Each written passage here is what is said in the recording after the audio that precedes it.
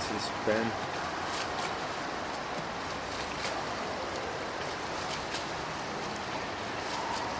So the first thing we were working on was improving your body position and getting the stroke rhythm down with the breathing, or getting the rhythmic breathing down. So once you get those two, it makes swimming continuous laps a lot more accessible or easy. So I definitely would recommend you use the pull buoy quite a bit for now until you get your swimming specific muscles fit for swimming. So when you turn to breathe, you want to minimize the upward motion of your head. So that's sort of the number one thing that's going to help improve your body position beyond getting a good breath when you turn to breathe. So here you're doing a better job of keeping your head lower in the water. We had you put fins on for this, so when your propulsion is a bit quicker, it helps your body position. So that's part of the challenge, or one of the stepping stones of swimming, is that the faster you get, the easier it becomes to stay in a good body position. So here, I think this is without a pull buoy or anything. This is with the fins again, excuse me. So this is pretty good. We worked on, or we were discussing the breathing, trying to keep the head down, and then just reaching forward as well as possible. Some upper body flexibility is going to be helpful for you, because right now you might just have a little bit of a limited range of motion when you're reaching forward. This looks pretty good. With your left arm, when we go to the underwater, you'll see that sometimes you sort of pause and then don't really finish the push through. So that's another aspect of the stroke. Comfortable breathing, good head position.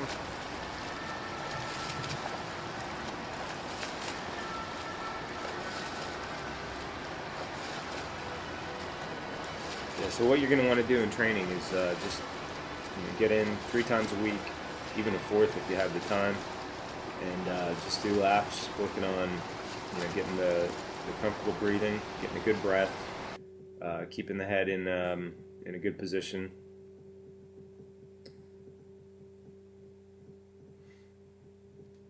So underwater, a couple of main things. What you want to do is you basically want to enter, reach forward as well as you can, and then pull a line that's directly back.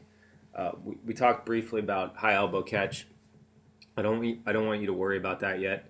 I want you to just work on getting, establishing good breathing and body position, and then you worry more about the in-depth technique with pulling. So what you're doing here is what I call a straight arm pull, meaning you're pulling straight down, straight back, more or less. Now see that left arm, how that's kind of wiggling in and out with like an S motion? So you're going to want to convert that to just pulling directly back. That's what I mean by pulling directly back. The straight arm, when I talk about straight arm versus high elbow, that's when we freeze frame it. You'll see that when your arm is going through the water, viewed from the side, it's just one line, whereas a high elbow position would have an angle or a break from the elbow to the forearm. So the upper arm and the forearm would not be at the same angle when viewed from the side.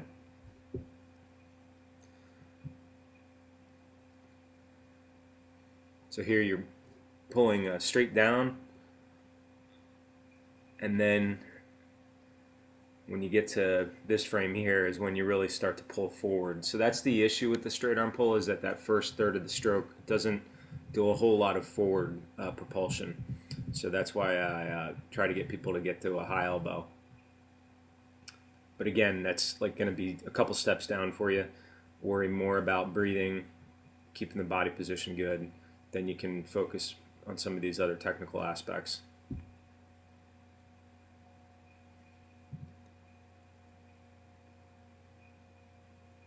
So that's also more or less a straight arm pull down and then back.